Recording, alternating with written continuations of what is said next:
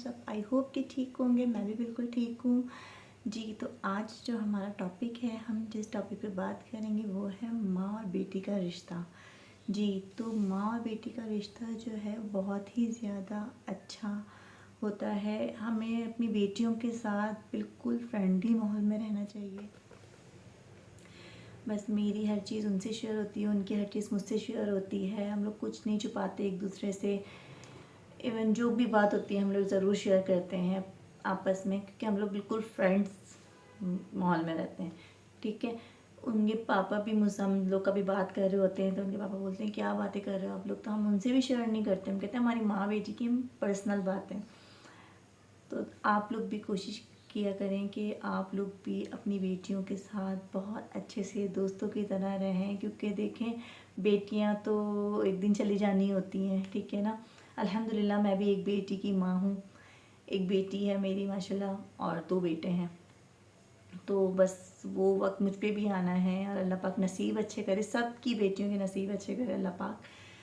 अब वक्त सोच के तो मुझे थोड़ा सा वो होता है कि पता नहीं क्या होगा उस वक्त, लेकिन अल्लाह जानता है। हमारी माँओं ने भी हम लोग की शादी की है, हमारी माँओं ने भी दिल पे पत्थर रख के हम लोगों को दूसरे घर में सुपुर्द कर दिया। तो बस यही है कि हम बस बेटी को ऐसे रखें कि वो जब शादी होकर जाएं तो वो अपने पुरानी यादें जो हैं वो बहुत ज़्यादा मिस करें कि नहीं, मेरे घर में बहुत अच्छे से मैं रहती थी माशाल्लाह से, बहुत अच्छे से मेरी विशेस पूरी होती थी, मुझे अच्छे से अच्छे कपड़े पहनाए जाते थे, मुझे जो मैं कहती थी वो होता था। तो बस यही है कि हम लोग भी माशाल्लाह 3 बहनें हैं, तो हम लोग भी अपनी अम्मी के साथ बिल्कुल फ्रेंड्स वाले माहौल में रहते थे, बहुत अच्छे से रहते थे।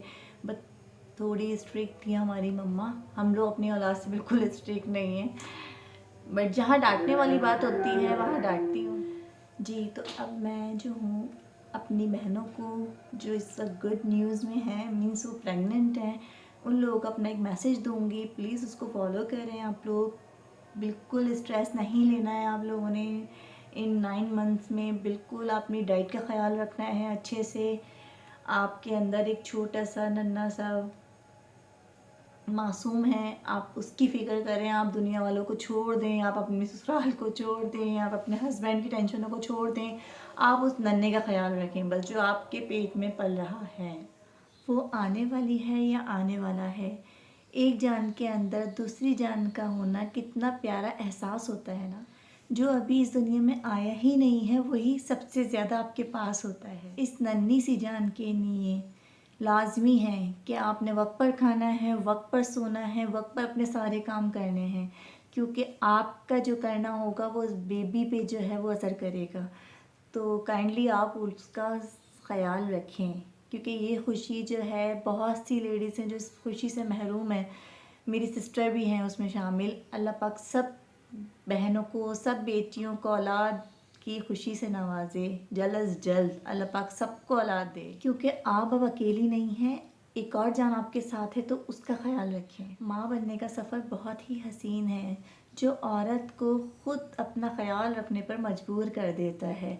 तो बस इस नन्ही सी जान का असर है जो औरत अपना ख्याल रखती है उसके लिए। वो चाहती है कि उसको कुछ ना हो। हम सो रहे होते हैं तो हमें टेंशन होती है कि ऐसा तो नहीं। जब हमारा फर्स्ट बेबी होता है, जब हमें इस चीज़ का एक्सपीरियंस नहीं होता, तो हम बहुत ज़्यादा जहनी दबाव में होते हैं कि ऐसा करने से ऐसा तो नहीं होगा, ऐसा करने से ऐसा नहीं होगा। मैं भी काफ़ी रही थी और शादी भी जो है वो कम ही एज में हो गई थी, तो ज़्यादा इस चीज़ की नॉलेज रहती पता नहीं होती है। सभी को नहीं होती है इस बात की तो नॉलेज। फर्स्ट बेबी में तो बिल्कुल भी एक्सपीरियंस नहीं होता किसी भी चीज़ का। तो बस ये है कि अल्हम्दुलिल्लाह मैंने अपनी डाइट बहुत अच्छी रखी थी। मेरी सास ने मेरा बहुत ख्याल रखा था। मेरे जो फर्स्ट बेबी थे वो ट्विंस थे, जो मेरे मिसकैरेज हो गए थे जी। तो वो मेरे 4 मंथ में जो ट्विंस बेबी मिसकैरेज हुए थे, और मैं उस वक्त जो हूँ बहुत ज़्यादा वीक थी।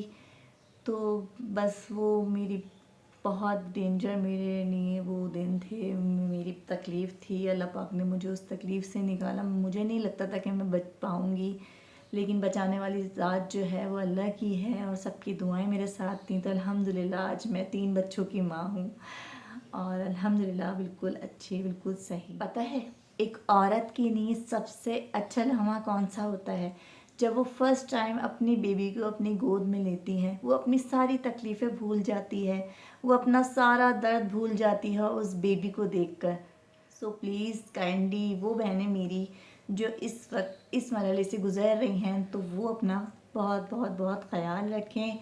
और मेरी दुआ है कि अल्लाह पाक सबको अच्छी सेहत तंदुरुस्ती के साथ औलाद से नवाज दे। आमीन। मेरी बेटी का क्या है, मेरी बेटी को जो होता है, ज़ाहिर सी बात है बेटियाँ अपने पापा से शेयर नहीं करती किसी कोई भी बात, अपनी माँ से ही शेयर करती हैं। तो मेरी बेटी का यही होता है कि मम्मा मुझे ये चाहिए, मम्मा मुझे ये खाना है, मम्मा मुझे ये। कभी कभी मैं चीखती हूँ उस पर, मैं गुस्सा करती हूँ उस पर कि भाई अपने बाबा से बोलो, मुझसे क्यों बोलती हो?